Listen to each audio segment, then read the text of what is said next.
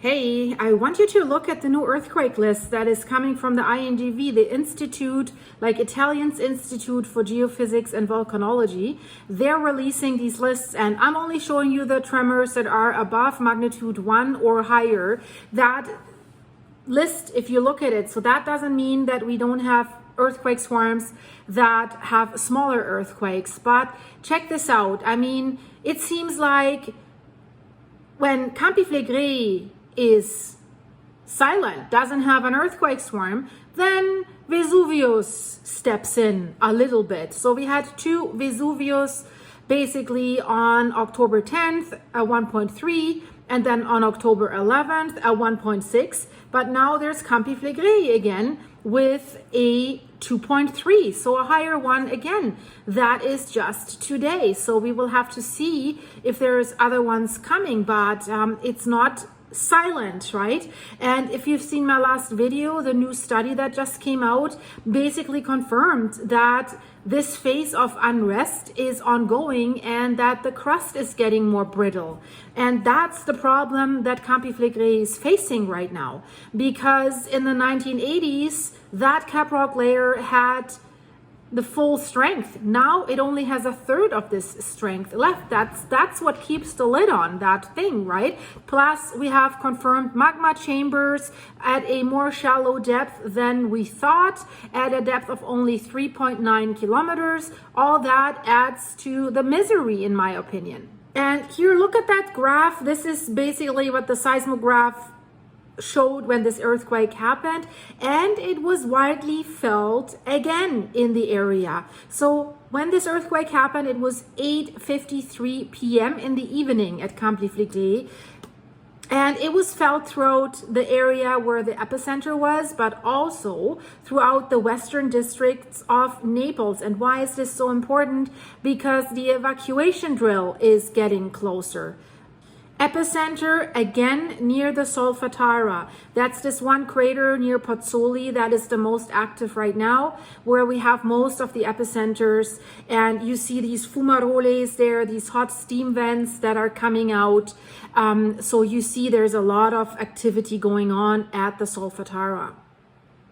Depth of that earthquake was about 2 kilometers. And the mayor of Pozzuoli, that's the town that is basically directly impacted by all of this. The mayor released a note on social media channels for the municipality of Pozzuoli, informing everyone about this. And he says the event may have been accompanied by a roar heard by citizens living along the coastal area. Yeah, that's what usually happens when there's larger earthquakes. It makes really an unnerving sound. And then it keeps getting bigger, another 2.5 at 6:45 in the morning. So it seems this could not have been the largest one yet. Will we see another big one, a big swarm yet with a 3 or a 4? Well, it needs to be determined. Check out the list, check out the epicenter here.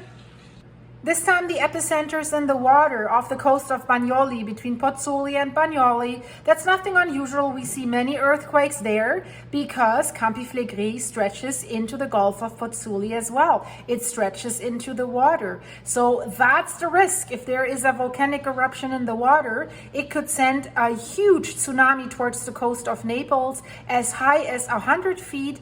That's 30 meters. And then what they have done this afternoon, this is their first test of eruption warning, so to speak. They have sent an alert message to cell phones as a test.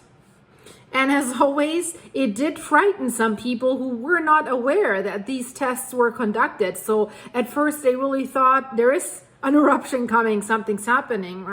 So this evacuation test that they want to do basically tomorrow and today, that is really for volcanic eruption and not for earthquakes anymore. They only used to do this like for Brady seismic events. Nope, now it's getting serious. And the civil protection evacuation test for an imminent volcanic eruption is taking place right now. There is land for a tent city that could hold thousands of displaced people that has been identified in Calabria.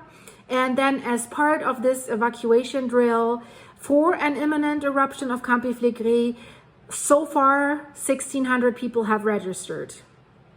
Not 30 like last time in Pozzuoli when they wanted 30,000 people to register, but 1,600 people when you roughly have to evacuate.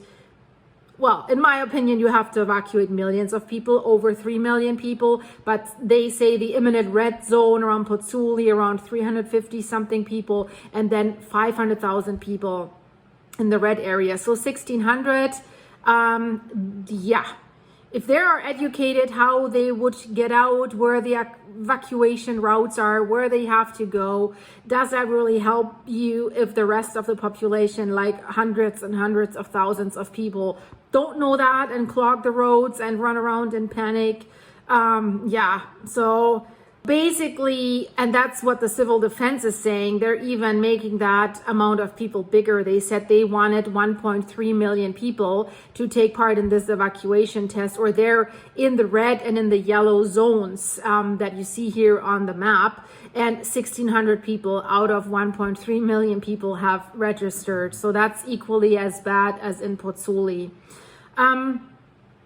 So the head of civil protection has said, quote, "I urge citizens to participate."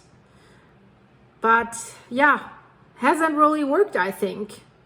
So they're hoping that aside from the registered ones, that maybe more people will show up tomorrow. So then, of course, the press was asking him, considering the low participation in previous drills, is this a success?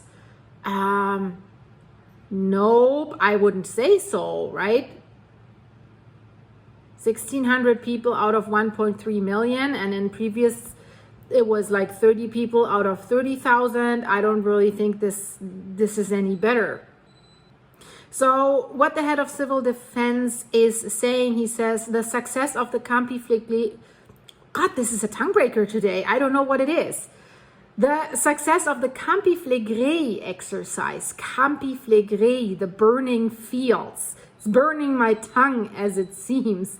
I just had enchiladas for dinner. They were quite spicy, so maybe that is the reason why my tongue feels sedated and is not really working that well. So Campi Flegrei, I'm glad that I'm not making a video about Iceland today and I don't have to pronounce these Icelandic locations, because that is even more difficult, guys.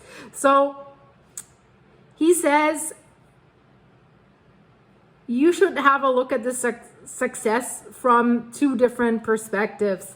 One very important factor that is independent of public participation is the civil protection's response to the event, which needs to be tested regardless of public involvement. Yeah, that is absolutely true. The second aspect is the public participation, which helps to refine the emergency response system and raise awareness of risks in the areas. Yeah, but you know, okay, but for the civil defense, let's say people are in panic because they think a volcanic eruption is happening and everyone is trying to storm out of Naples, a city with more than 3 million people. Then it's also difficult for the civil defense to set up their areas and to even get there if everything is clogged. They're not even near prepared with seismic upgrades to buildings, to their highways.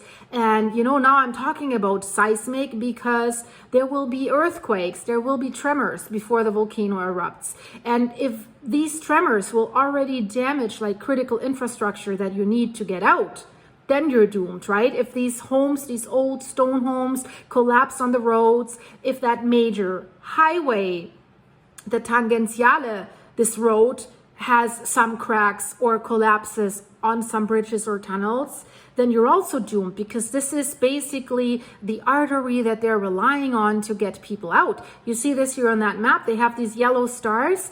These are the access points. Only there you can access, in a case of emergency, this road. and then they want to block off other roads so that you have certain evacuation routes. So if that works in reality, this is all based, that plan, on the fact that they would have 72 hours time. So if the volcano is any faster, which could be very, very likely, because the scientists have said the magma that is in that shallow magma chamber is already in an explosive state. So then they might have less time than 72 hours, right? So I don't know, guys. What can I say? At least they're doing something and trying to make people aware of this.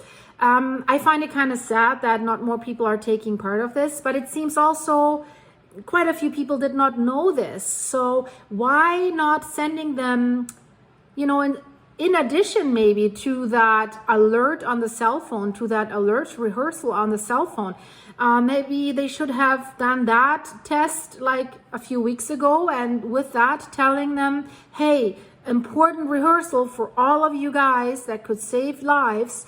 Take part in it. Here's the link. You can register right away. Maybe that would have worked better. I don't know. We will have to see. This was a quick update. If there's any more earthquakes, I will definitely let you know, guys. In the meantime, check out my videos here in the end screen, and I hope to see you very, very soon. And thanks for the coffees you bought me on my buymeacoffee.com website. Really helps me right now, keeps me going. And yeah, it's that time of the year again that I have to buy hay and feed hay to the animals. So that's what I use the coffee money for, and also this channel. So thanks for your ongoing support. Hi to all my members. I just released another video if my neighbors are playing horse golf, because I keep finding things. So check out that video that I made for you guys. See you soon. Stay safe. Bye bye.